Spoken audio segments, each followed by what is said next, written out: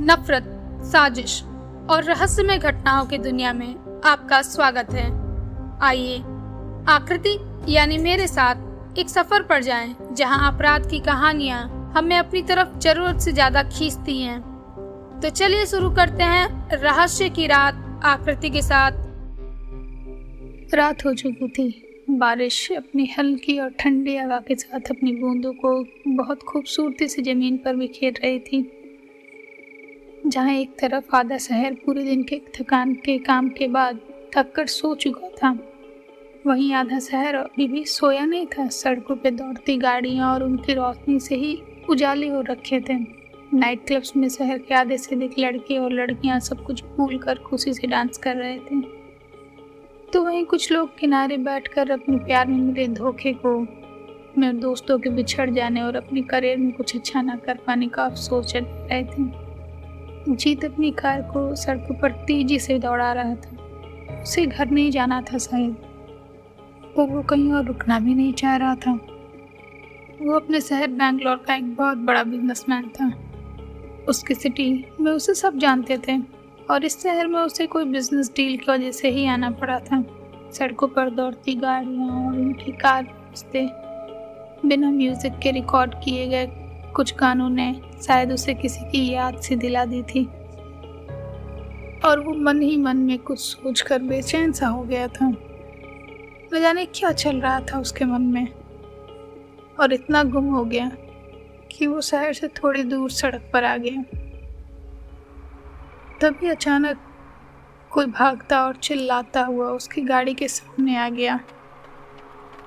वो मार देगी मुझे, बचाओ प्लीज़ प्लीज़ मुझे बचाओ। और अचानक जीत ने गाड़ी के ब्रेक्स मारे।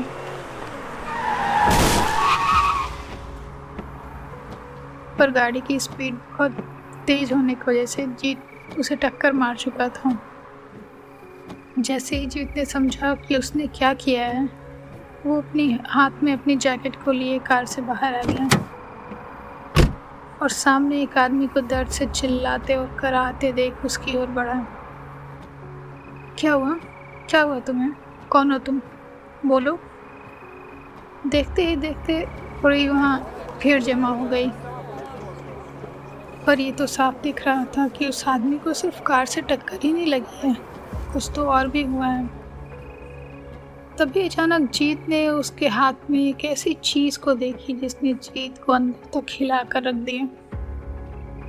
और ये कैसे हो सकता है? ये इसके पास, ऐसा तो नहीं हो सकता।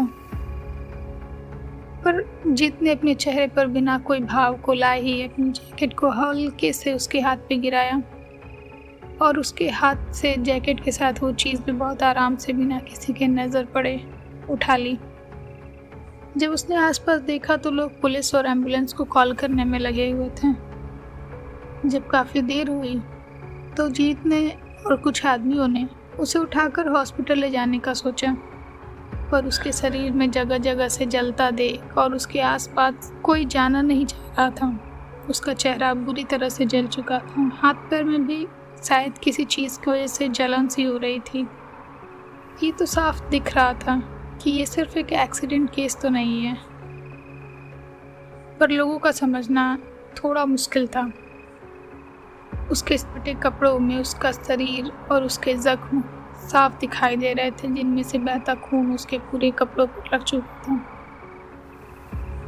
शायद किसी धारदार चीज़ या चाकू या किसी और हथियार से उस पर वार किया गया था, और बहुत बेरहमी से वार किया गया था। चेहरा पूरी तरह से जल चुका था। शायद किसी एसिड या किसी और केमिकल को उसके ऊपर फेंका गया था, जिससे उसकी पहचान हो पाना नामुमकिन सा लगने लगा था। जब तक पुलिस आई वो इंसान मर चुका था। पुलिस ने काफ़ी जांच की, वहाँ खड़े लोगों से सारी डिटेल्स ली, और जब उन्हें पता चला कि उस आदमी को टक्कर जीत की कार से लगी है तो उन्होंने उससे पूछताछ शुरू की कि ये कहाँ से आया, किस तरफ से आया और कैसे तुम्हारी कार से इसको टक्कर लग गई। सब कुछ देखने और समझने के बाद जीत की गलती ना होते हुए उसे वहाँ रोक कर और वो लाश को उठाकर एम्बुलेंस में डलवा के हॉस्पिटल भेज दिया गया।